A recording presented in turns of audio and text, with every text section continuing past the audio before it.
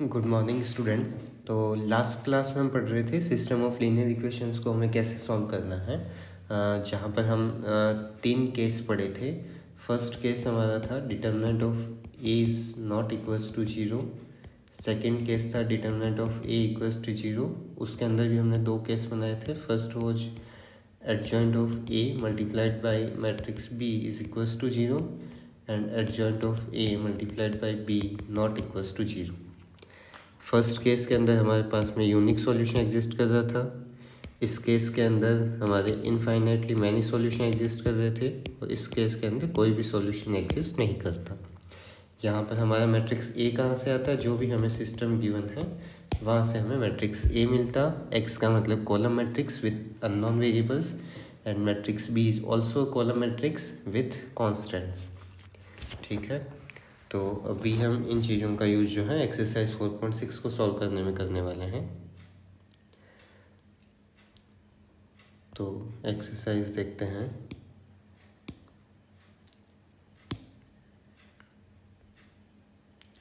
तो first question देखो 4.6 1 to 6 के अंदर हमें बताना है कि सिस्टम हमारा कंसिस्टेंट है या इनकंसिस्टेंट है।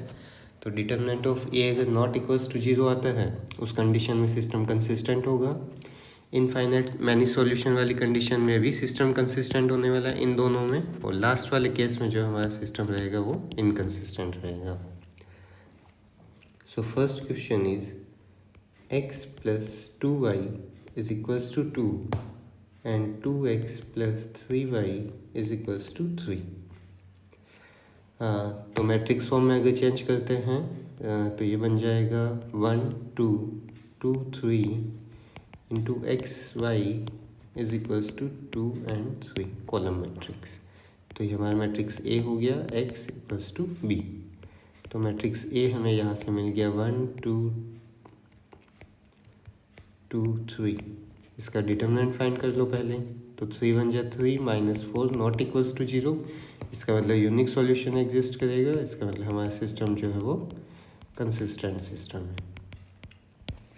ठीक है, उसके बाद में सेकंड क्वेश्चन भी आप लोग कर लोगे, वो भी कंसिस्टेंट ही होगा। थर्ड क्वेश्चन करते हैं उसके बाद में। थर्ड क्वेश्चन में हमें दे रखा है x plus 3y is equals to 5 and second equation is 2x plus 6y which is equals to 8। इसका करस्पॉन्डिंग मैट्रिक्स सिस्टम अगर बनाए तो 1 2 3 6 into X Y is equals to 5 8। तो मैट्रिक्स ए हमारा बनेगा यहाँ से 1 2 3 and 6। So determinant of A is equals to 6 1 जा 6 -3 2 जा 6 दैट इज 0। तो अगर इसको थोड़ा सा अगर प्रीवियस नॉलेज से देखो, अगर क्लास 11th या 10th के हिसाब से, तो सेकंड इक्वेशन को अगर सॉल्व करें तो ये बनेगा x plus 3y equals to 4 और फर्स्ट वाला x plus 3y equals to 5। ठीक है, इसका मतलब दोनों लाइंस जो हमारी पैरेलल होने वाली है तो कोई सॉल्यूशन इसका एग्जिस्ट नहीं करेगा। तो कोई सॉल्यूशन एग्जिस्ट नहीं करेगा, इसका मतलब अब हमें कंडीशन क्या मिलनी चाहिए? क्यों अभी तो पॉसिबल है कि सिस्टम कंसिस्टेंट या इनकंसिस्टेंट हो सकता है। तो अभी हमें यहाँ पे चेक करना पड़ेगा adjoint of A into B क्या आता है। तो मैट्रिक्स ए का एडजॉइंट लिखो 6 1 -3 -2, बी के साथ मल्टीप्लाई करो। मैट्रिक्स बी है with column matrix with 5 and 8। तो ये हमें मिलेगा 6 5 जा 30 -8 3 जा 24 -10 + 8। So it will be 6 and -2 which is not equals to 0 matrix, so inconsistent system। Inconsistent system, और यहाँ पे हमारा ये भी हो गया कि कोई सॉल्यूशन एग्जिस्ट नहीं करने वाला। ठीक है, उसके बाद देखो क्वेश्चन नंबर 5। थर्ड और फोर्थ आप लोग कर सकते हो। क्वेश्चन नंबर 5 है हमारा 3x - y - 2z which is equals to 2। Second equation is 2y - z is equals to -1 and third one is 3x -5y is equals to 3। तो सेकेंड इक्वेशन में जैसे हमें x का कोई कोफिशिएंट नहीं है, इसका मतलब वहाँ पे x का कोफिशिएंट 0 होने वाला है। तो इसका अगर करस्पॉन्डिंग मैट्रिक्स फॉर्म लिखते हैं, matrix form, then matrix A will 3 first row will be 3 -1 and -2 x Y z के कोफिशिएंट। सेकेंड लीनियर इक्वेशन क्योंकि एक्स का कोफिशिएंट नहीं है हमारे पास में तो जीरो रहेगा, वाई का कोफिशिएंट 2, जेड का कोफिशिएंट -1। थर्ड लीनियर इक्वेशन में एक्स का कोफिशिएंट 3 है, वाई का कोफिशिएंट -5, यहाँ पर जेड का कोई कोफिशिएंट नहीं है, इसका मतलब यहाँ पे रहेगा 0 multiplied by matrix X Y Z column matrix is equals to 2 -1 and 3। तो ये हमारा सिस्टम हो गया A X equals to B. तो यहाँ से हमें मैट्रिक्स ए मिल जाएगी 3 0 3 -1 2 -5 -2 -1 एंड 0। ठीक है, फर्स्ट रो सेकंड रो या थर्ड रो कॉलम किसी को भी एक्सपेंड करके हम डिटर्मिनेंट का वैल्यू फाइंड कर सकते हैं। सो मैं फर्स्ट कॉलम ही ले लेता हूँ, इसमें एक जीरो भी हमें मिल जाएगा। तो फर्स्ट कॉलम में 3 0 एंड 3, इनके सामने साइन रहने वाले हैं प्लस माइनस एंड प्लस। 3 के साथ में डिटर्मिनेंट रहेगा मेरा 2 -1 -5 एंड 0। 0 के साथ कुछ लिखने की ज़रूरत नहीं। और third row and third column का जो एलिमेंट है 3, इसके साथ डिटर्मिनेंट रहने वाला है -1 -2 2 एंड -1। तो ये हमें क्या मिल जाएगा 0 -5 -0 + 3 multiplied by 1 + 4, so it will be -15 and last one is also 15, so -15 + 15 क्या मिलेगा 0।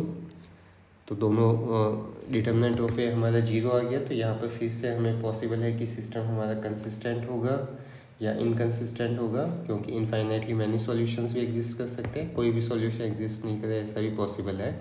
तो हमें मैट्रिक्स का एडजॉइंट निकालना पड़ेगा। तो एडजॉइंट क्या होता है कोफैक्टर मैट्रिक्स का ट्रांसपोज। तो मैं कोफैक्टर्स यहाँ पे डायरेक्ट लिखने वाला हूँ। इतने क्वेश्चन हम कर चुके हैं तो इतनी आप लोगों की भी प्रैक्टिस हो जानी चाहिए।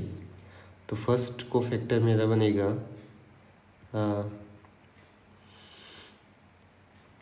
-5, second cofactor -3, third one will be -6, next +10, उसके बाद में 6 and next one is +12, next is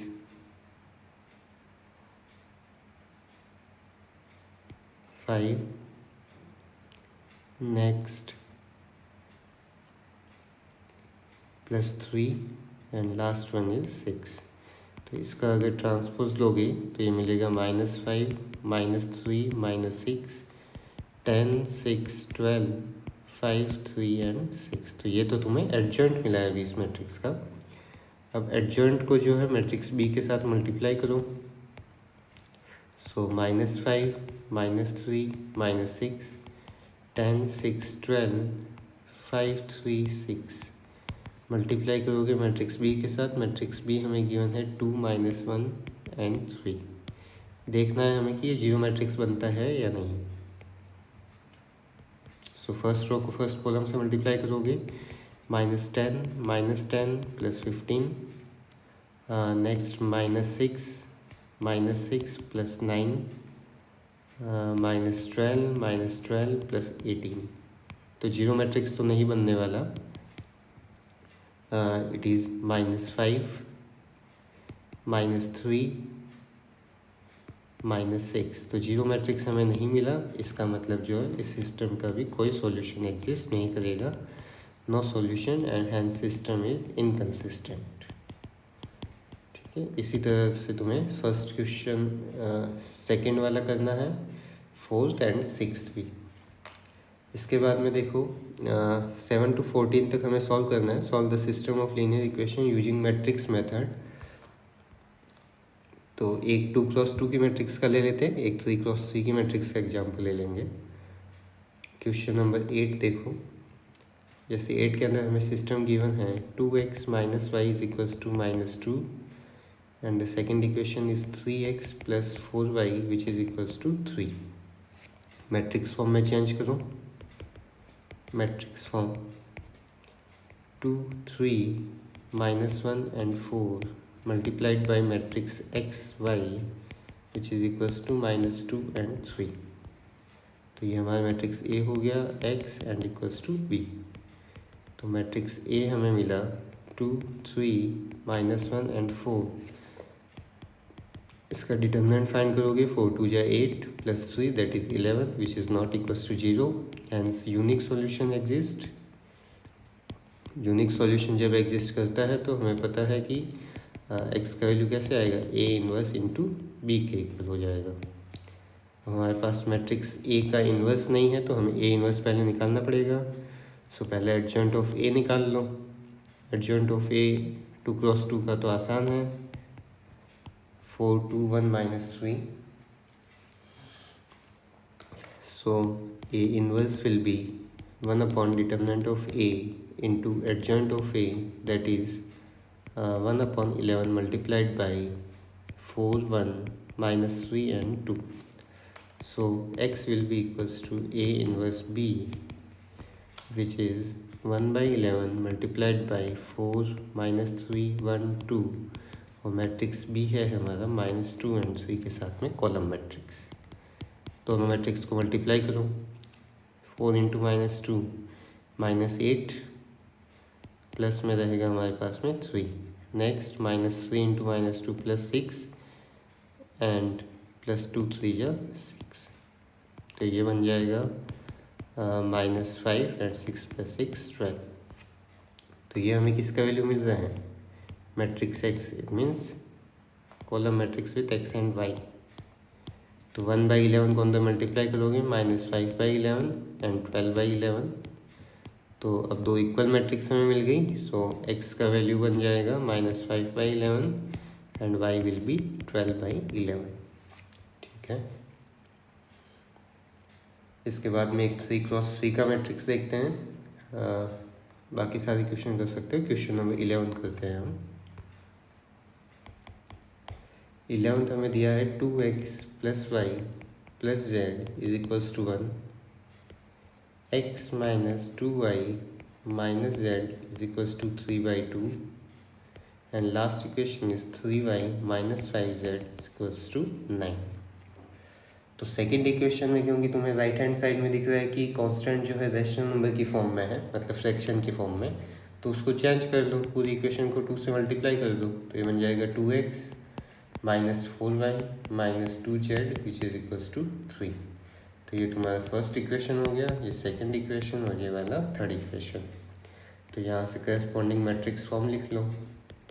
corresponding matrix form is first equation में एक्स वाई जेड के कोफिशिएंट है 2 1 1। सेकंड इक्वेशन में हमें मिले 2 -4 and -2। In third equation x का कोई कोफिशिएंट नहीं है तो 0, वाई का कोफिशिएंट 3, जेड का कोफिशिएंट -5। ये मैट्रिक्स एक्स से मल्टीप्लाई हो जाएगा और इक्वल में हमें मैट्रिक्स जो गिवन है कांस्टेंट 1 3 एंड 9। तो ये हमारा मैट्रिक्स ए हो गया X and this is equals to B. तो मैट्रिक्स ए को वापस लिखो ताकि हमें उसका डिटरमिनेंट निकाल के चेक करना पड़ेगा कि इन्वर्स एग्जिस्ट करेगा या नहीं करेगा, सिस्टम कंसिस्टेंट है या इनकंसिस्टेंट। इतना सिंपल क्वेश्चन वैसे नहीं आता है। क्वेश्चन नंबर 15 जैसा क्वेश्चन मिलेगा तुम्हें या फिर एग्जाम्पल में दे रखा है, वो हम बाद में सॉल्व करेंगे। लेकिन बोर्ड में इतना सिंपल क्वेश्चन नहीं पूछा जाता, कभी कभी आ सकता है। सो मैट्रिक्स ए इज दिस। पहले डिटर्मिनेंट ऑफ ए निकाल लो। तो फर्स्ट कॉलम को ही एक्सपेंड कर देते हैं, 2 2 एंड 0। साइन रहने वाले हमारे प्लस माइनस प्लस, 2 के साथ में डिटर्मिनेंट रहेगा -4 -2 3 एंड -5। नेक्स्ट 2 के साथ डिटर्मिनेंट रहने वाला है 1 1 3 एंड -5। 0 के साथ में कुछ नहीं लिखेंगे हम। तो ये बन जाएगा हमारा 20 + 6 -2 -5 -3। सो 2 × 26 -2 × -8, 26 × 2 बन जाएगा 52 एंड प्लस 8 टू जा 16, सो इट विल बी 68। तो डिटरमिनेंट हमारा नॉन जीरो है, इसका मतलब मैट्रिक्स का इन्वर्स एग्जिस्ट करेगा, A inverse exist. And so unique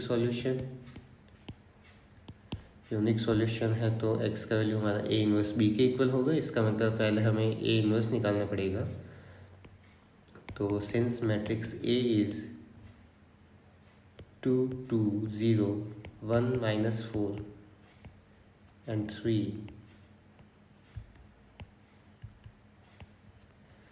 next one is 1 -2 and -5। पहले हमें इसका एडजॉइंट निकालना है। तो सारे एलिमेंट्स माइनस को फैक्टर सब कुछ लिखना ही होता है हमें।